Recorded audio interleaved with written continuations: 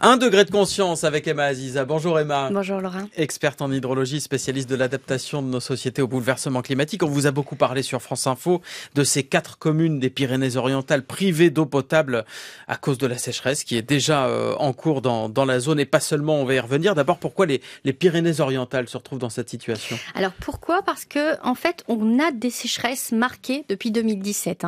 2017, 2018, 2019 et 2020 ont été des années de sécheresse historiques, à chaque fois avec un scénario totalement différent. Mais en 2021, on a vécu une année particulièrement pluvieuse sur toute la France, sauf sur les Pyrénées-Orientales, l'Aude et le Var. Et donc en fait, on se rend compte que c'est vraiment la seule zone qui depuis 7 ans n'a quasiment pas une seule goutte de pluie. Le stress hydrique est chronique et donc ça commence à se voir aujourd'hui puisqu'il n'y a plus d'eau dans les nappes. On arrive à la fin du scénario. Et c'est d'ailleurs le cas en ce moment, puisqu'on vient de vivre un mois de mars, en l'occurrence assez pluvieux presque partout, sauf dans la zone, sauf dans les Pyrénées-Orientales. Exactement, lorsqu'on regarde vraiment la pluie tombée depuis le 1er janvier, on a toute la zone de la vallée du Val-Espire, de la tête du Tech, qui sont vraiment ces cours d'eau qui traversent les Pyrénées-Orientales, qui se retrouvent vraiment quasiment à sec. La pluie n'arrive pas sur place. D'ailleurs, le vent même disparaît.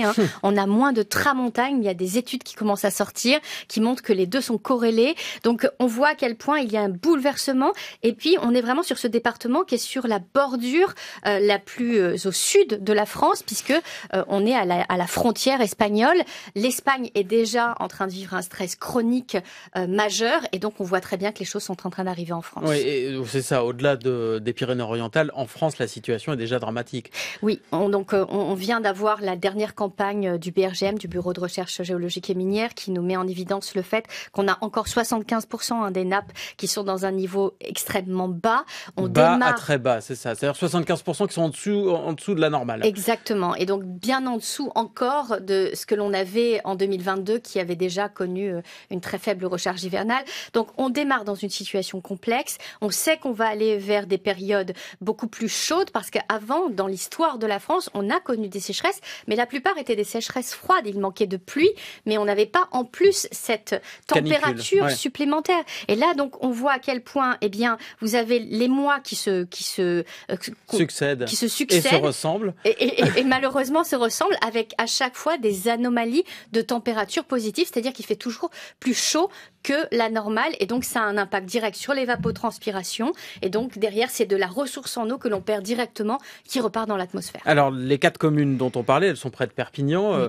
Elles n'ont donc plus d'eau dans leur nappe phréatique, c'est ça? Non. On est arrivé au bout de la nappe phréatique. Exactement, en fait le niveau d'eau est à 30 cm au-dessus du forage. Au-dessus du fond. Donc, il vaut mieux quand même éviter d'aller chercher cette eau. Elle est boueuse, elle est pleine de... Elle est boueuse, elle est pas potable et puis de toutes les façons on arrive à la fin du bal. J'ai envie de dire que là c'est vraiment le scénario le plus extrême qu'on puisse avoir. Ça me rappelle un petit peu ce que l'on peut vivre en Inde lorsque l'on va piocher de l'eau aujourd'hui jusqu'à moins 500 mètres de profondeur. Eh bien, on y retrouve de l'arsenic qui est naturel, mais que l'on retrouve justement en fond de forage et qui est derrière la première cause de mortalité mondiale. Donc, on sait à quel point, eh bien, ce sont des éléments qui rendent l'eau absolument pas potable. Et il va falloir trouver des solutions d'urgence. Alors là, pour l'instant, ces 4 communes, elles ont été branchées sur un forage agricole. L'eau, là non plus, n'est pas potable. On peut l'utiliser pour quoi dans ces cas-là? Alors, on peut l'utiliser pour laver son linge, on peut l'utiliser pour prendre sa douche à condition de ne pas ouvrir la bouche. Ouais. Et puis surtout, il faut éviter de se laver les dents avec, il faut éviter de consommer des aliments crus. Donc, on cuisine pas avec. On peut cuisiner, mais il va falloir faire bouillir cette eau parce qu'elle n'est pas potable directement.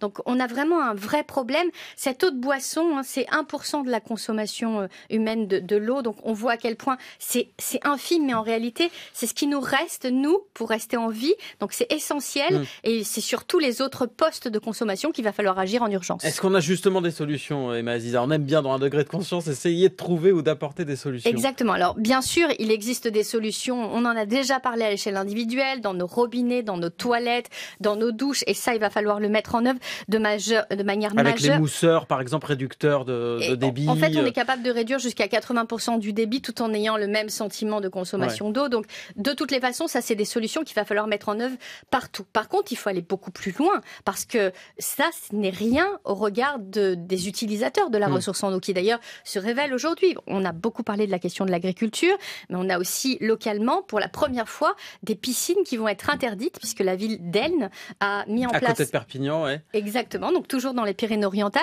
et la première ville en France qui, par arrêté municipal, a interdit la construction de forages ou bien de nouvelles piscines jusqu'à fin avril 2023, mais ça pourrait se reproduire encore, enfin se prolonger vu l'état de la situation.